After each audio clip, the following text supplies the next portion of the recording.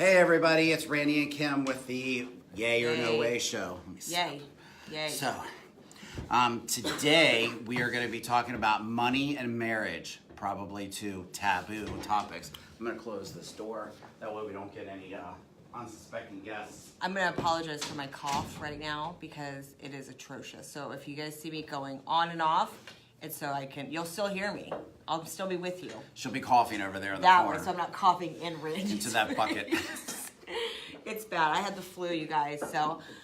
If you get the flu, get to the doctor, get the Tamiflu. Tamiflu saved me. I mean, I don't know. How long does the flu last? I mean, I was sick I'd say like 3 days-ish. Yeah, so I was sick like 2.5, so I spent like $40. You saved yourself 12 hours of agony. Look, 12 hours when you have the flu is serious stuff. You can only throw up so much, and then your body's like, I'm empty. I'm done. So, yes, we're going to talk about money and marriage, or money and... Not marriage. Not marriage, or... Money and monogamy. Money...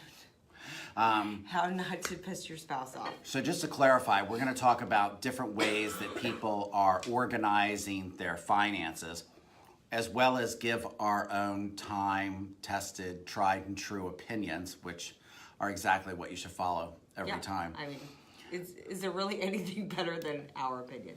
So first of all, as it relates to real estate, my opinion is if you're going to buy a house together, it's pretty much the same thing as getting married as far as the commitment is concerned. Yeah.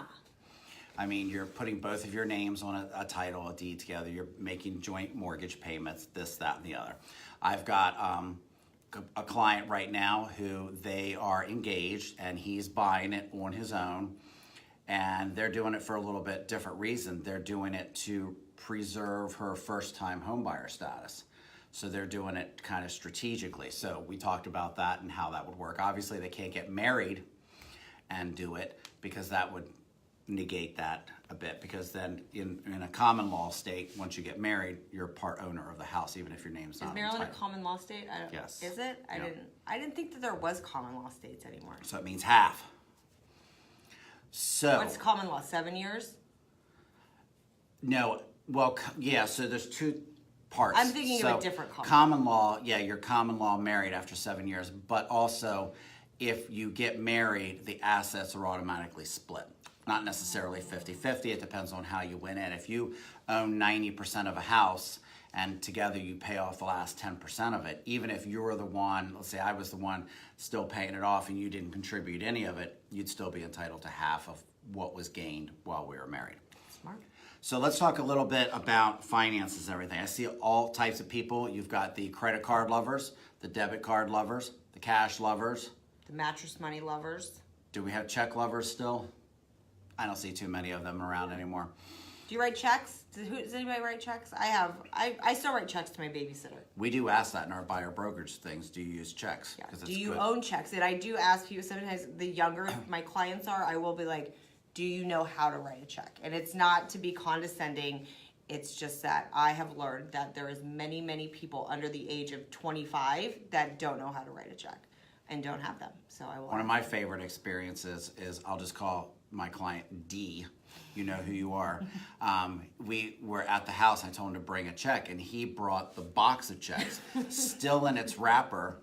And he brought it, and I was like, what do I do with these? And I'm like, I wrote it all out. And just sign here. Just sign this check. I had to teach my daughter how to write a check, and it was, she still does not write it correctly. And my kids, I don't know if they're going to, they're going to know how to write checks, but I don't know if they're going to do it, because like my oldest has a credit card, but he pays it electronic payment through the bank, so. Yeah, Haley's writes Anthony checks for car insurance. I'm not sure why it happens this way. Check. That way they can keep record of it. Probably. Because he doesn't remember when she pays it. He's like, did Haley pay her car insurance? I'm like, I don't know, you're asking the wrong person. So if you have some strong opinions that you'd like to share about marriage and money and how it should mix, please feel free to share. Yeah, I feel like this is a good topic for people because there's going to be a lot of difference of opinions. My strongest opinion is that you better talk about it. Yes, I think that no matter how you manage your money in your relationship, it should always be discussed so then everybody knows what they're doing. I talk about it openly in our office and in the world. Like, I'm not good with money. I'm not. I'm horrible with it. I'm like a child. And Anthony knows that. That's why we keep our money separate. So like, what's no. your preference, debit card or credit card? Credit card. And What's his preference? Credit card. Credit card. So you both are We are in credit card alignment with aligned. that, just because I feel like when you're responsible, once you get to a point where you're responsible enough to actually pay all of your credit card balances, that's the key here, you guys. I think that we had to teach our daughter that.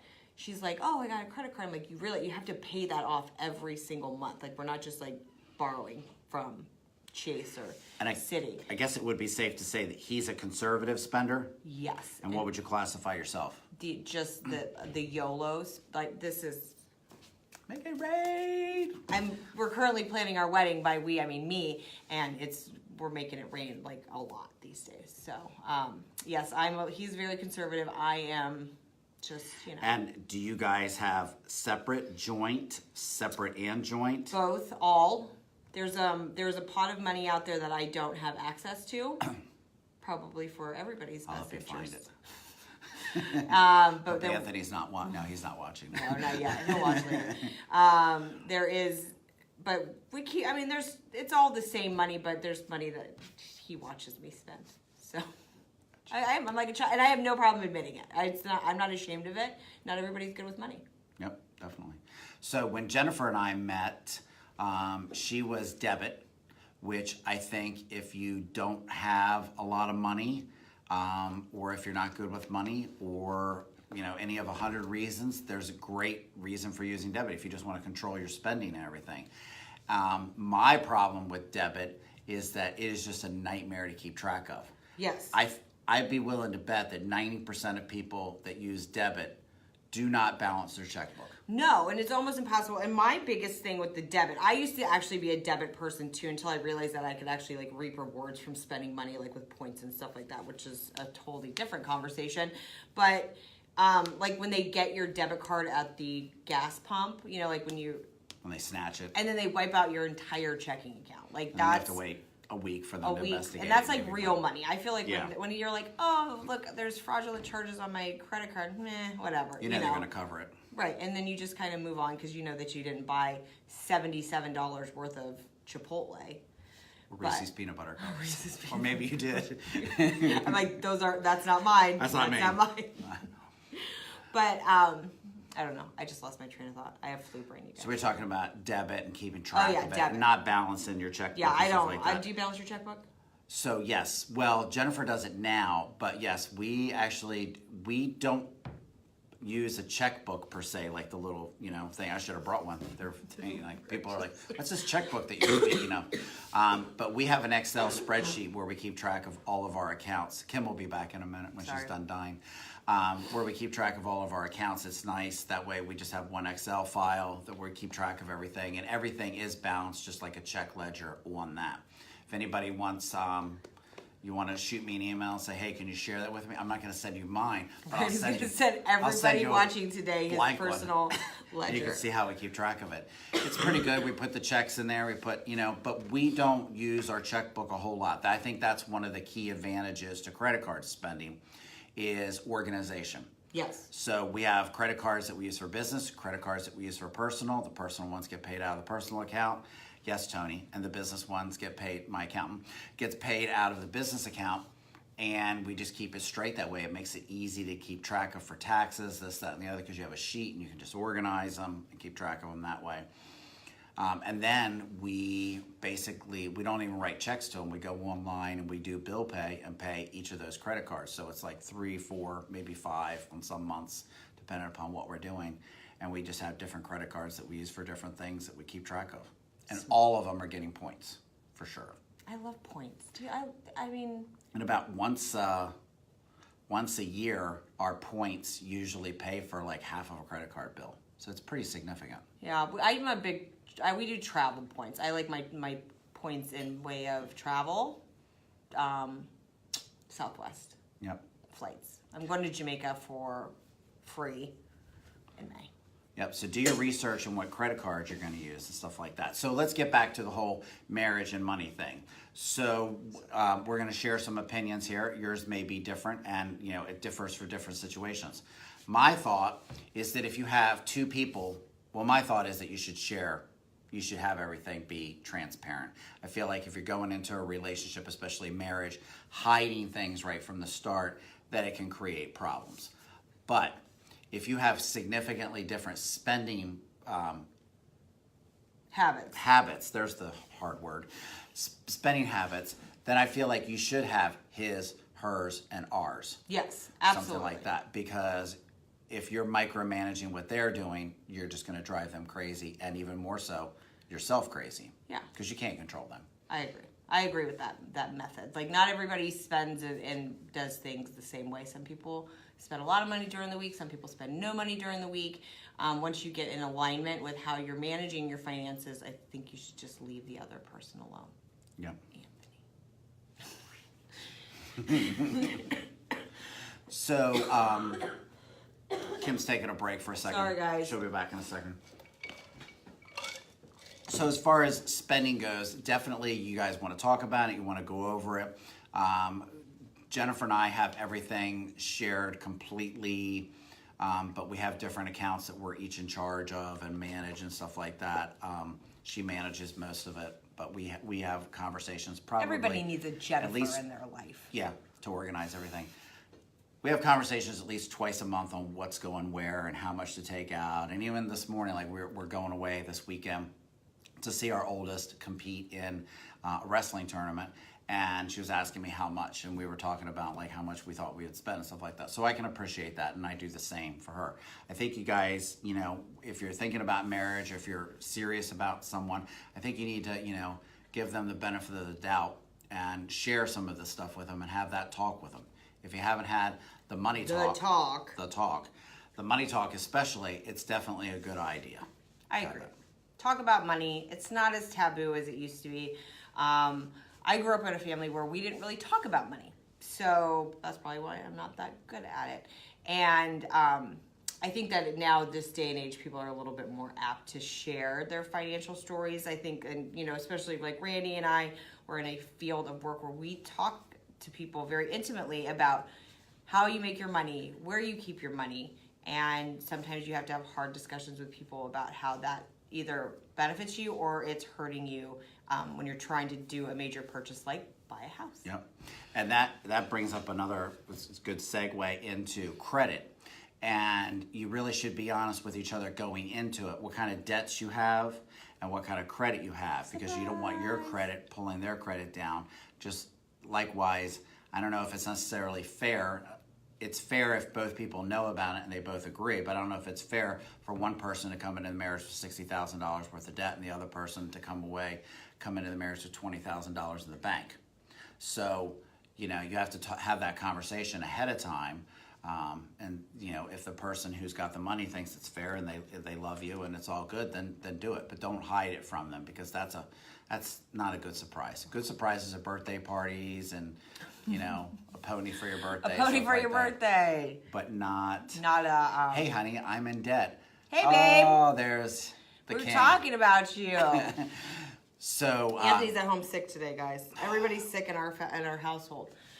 feel better. Sorry that Kim got you sick. I did not. I do not. This is not the same sick. We are all different kinds of sick.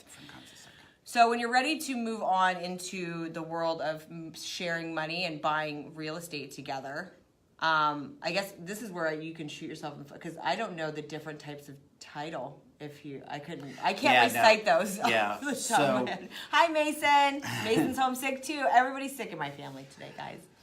So you can basically, there's two types of, we won't get into the details of what it's called, but there's two types of ways that a married couple can take it. Married jointly, which means that if one person dies, the other person fully owns the house. Or married separately, which means that if one person dies, that person's will dictates what happens with the house. So 99% of the time, I think they just automatically do it jointly. That way the other person gets it, and that's what most people want. But you have to weigh those decisions very carefully. If you have a combined marriage where you have, what's that word I'm looking for? Blended family. Blended family, and you have other people that you're looking at or looking out for, you definitely need to have that conversation, and you need to make sure that things are set up ahead of time so that everybody knows that that as well. And that leads us into life estates and a whole bunch of other stuff. So if you have questions about that, please feel free to reach out to us because everybody's situation is unique. So we definitely want to go over. Waze wants me to leave now. Bye, Randy. Gotta go. So we'll go over that with you. And we give out free financial advice all the time as long as you understand that we're not CPAs, No. we're not your tax advisors, and we're not your mom or your daddy. But we tell people all the time, like, you know, what would be the benefit? We meet people that are married that buy houses together, obviously, that don't buy houses together. We have people that Are engaged. And are trying to decide if they want to, you know, purchase a home together, do it separately, and different title, things like that. So we can help you decide what is best for your personal situation. Yep, definitely. So when you are ready to buy a home, definitely give us a call because finances play a huge part in it. A lot of people like shopping first, which is great, but the smartest people are getting prepared. They're getting their financial, steps in order. So if you want to know more about that, we'll be happy to share it with you. We give free financial advice all the time. You just have to bring donuts. Yes, like for the whole office, like Yeah. a dozen, because they're dozen. cheaper by the dozen. Yeah. So if you have any questions about marriage, real estate, or Just anything. The flu. anything in general. We're here. We're like a one-stop shop. We are a plethora of knowledge. And here is a Yes. news flash. I just read this, I think, during the snow yesterday. They are holding rates steady right now. So if you have been hunkering for a home, now's the time to do it because who knows how long they're going to hold them steady. So get off the fence, get moving, get into that house. If they raise the rates, your payment could go up $50 to $100 depending For the same upon- house. For the same exact house. So why not buy it now? So There it is. we're going to check out now. We will see you guys next week. Have a great weekend. Stay safe in all that snow and ice. And I think we're due for more next week. So see you then. Love you. Bye. Love you.